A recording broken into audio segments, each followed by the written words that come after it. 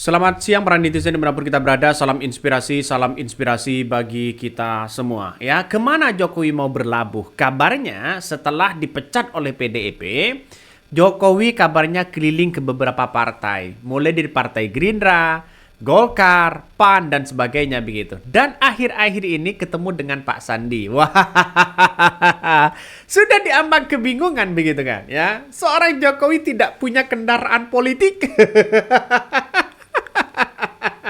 Lantas mau kemana?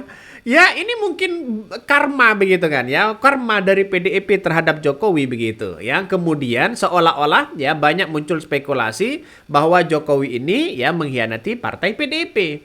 Coba kita lihat saja ya, dari kader PDIP mengatakan siapapun yang keluar dari PDIP dia akan menjadi gelandangan politik. Karena ada karma kabarnya begitu kan. Tapi kita lihat saja begitu, ironisnya yang digembar-gembor sana sini begitu adalah Projo yang kabarnya mau jadi partai politik. Tapi sekarang gagal menjadi partai politik. Ada apa? Ya.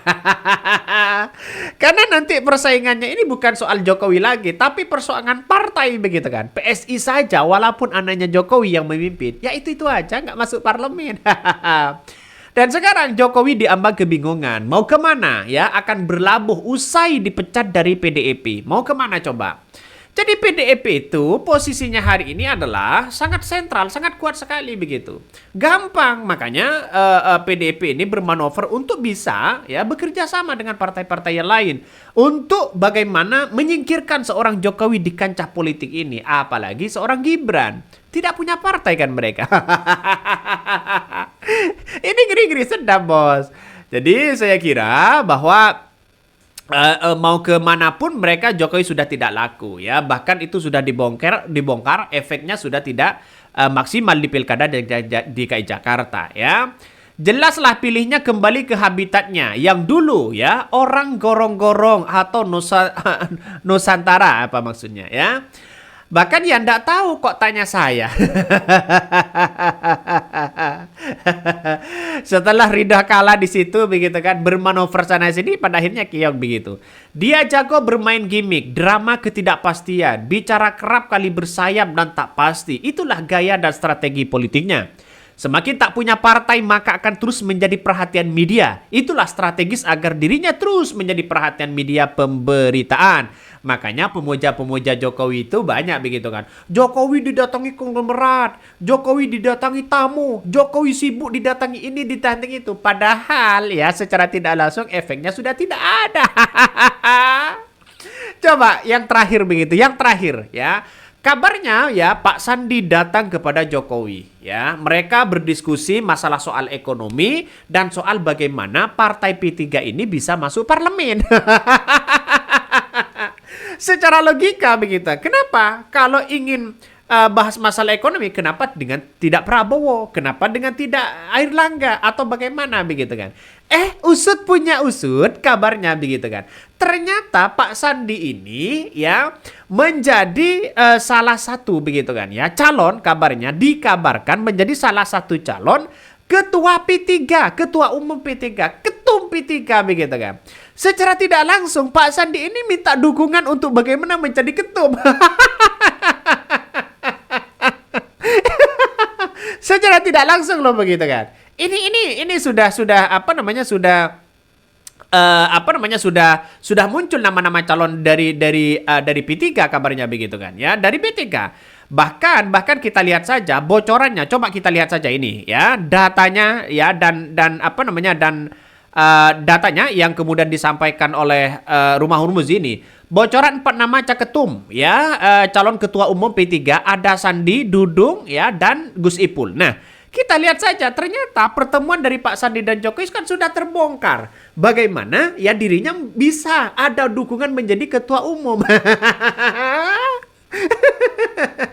Ya kalau bisa ya Jokowi kan orangnya kan agak pragmatis dan apa ya dan diharapkan mereka kalau tidak dampak mereka tidak dukung. Ya mungkin Jokowi iya saya akan mendukung loh begitu kan. Tapi kan Bagaimana jaminan anak saya ini? Kan itu logikanya secara tidak langsung begitu. Kalau diilustrasikan, anak saya ini akan menjadi calon presiden. Kalau ingin menjadi calon presiden di tahun 2029, ya nggak apa-apa saya akan dukung P3. Kan itu ilustrasi kita begitu kan. Andre datang di situ ya, terus kemudian Muzani dari Partai Gerindra datang di situ begitu kan. Tapi pada kenyataannya secara halus Partai Gerindra ini posisi Jokowi kalau masuk di Partai Gerindra mau diletakkan di mana? Dasko orang hebat, Habibur Rahman orang hebat, Muzani sebagai sekjen orang hebat. Masa Muzani mau diganti Jokowi sebagai sekjen? Tidak mungkin lah. Makanya secara tidak langsung wajah kecut Jokowi di situ kan saat wawancara kan ya mungkin salah satunya menolak halus atau bagaimana dari Partai Gerindra, tapi kalau mau gabung ya silakan, tapi menjadi anggota begitu.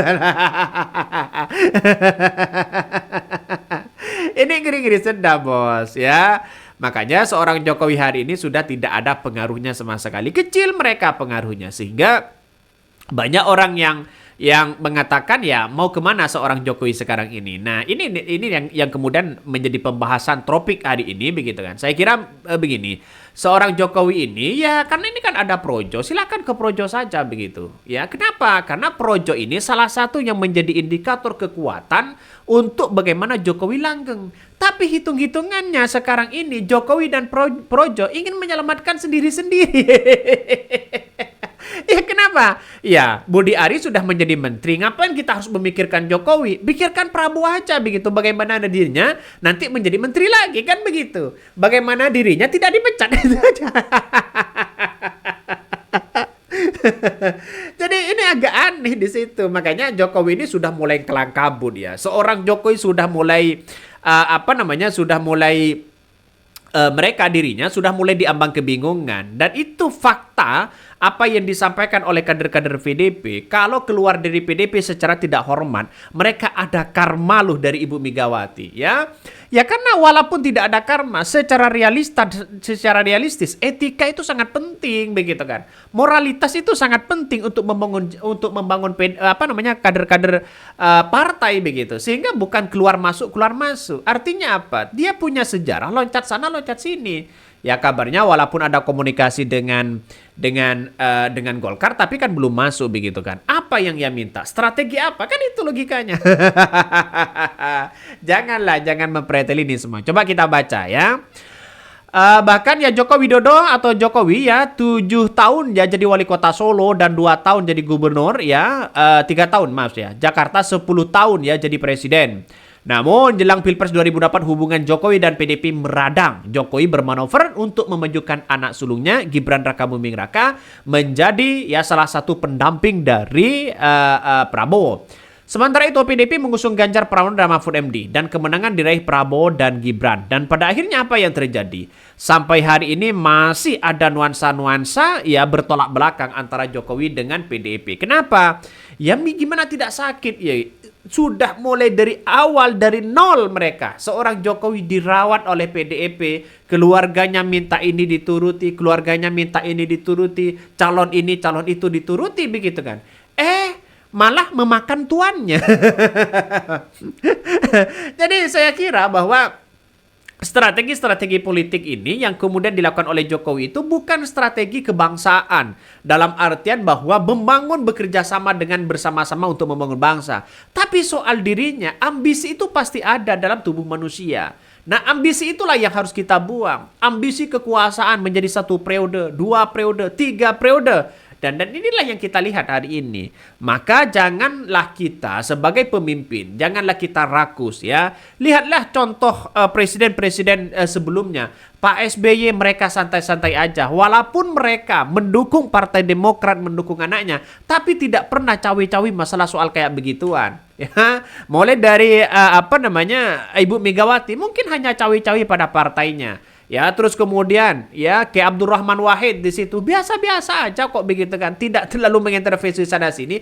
Justru ya di kepemimpinan beliau ya bagaimana caranya angka korupsi itu semakin turun begitu. Dibubarkanlah kementerian sana sini begitu ya. Akhirnya Pak Habibie ya, Pak Soeharto begitu kan, Pak Soekarno. Jadi artinya apa? Artinya secara tidak langsung bahwa kepemimpinan presiden kita itu punya sejarah panjang, punya sejarah yang membangun bagaimana etika itu ditanamkan sebagai mantan presiden. Tapi kalau Mulyono sudah menjadi mantan presiden masih sibuk sana sini. Cari kendaraan politik sana sini, mempersiapkan sana sini. Ya kan kacau begitu. Seharusnya sebagai mantan presiden sudah terhormat begitu, dihormati banyak orang, tidak ikut cawi-cawi masalah situ sana sini begitu ya. Oke, begitu yang kami sampaikan ya. Tonton terus channel Hodari Podcast Rakyat ini, jangan lupa di subscribe.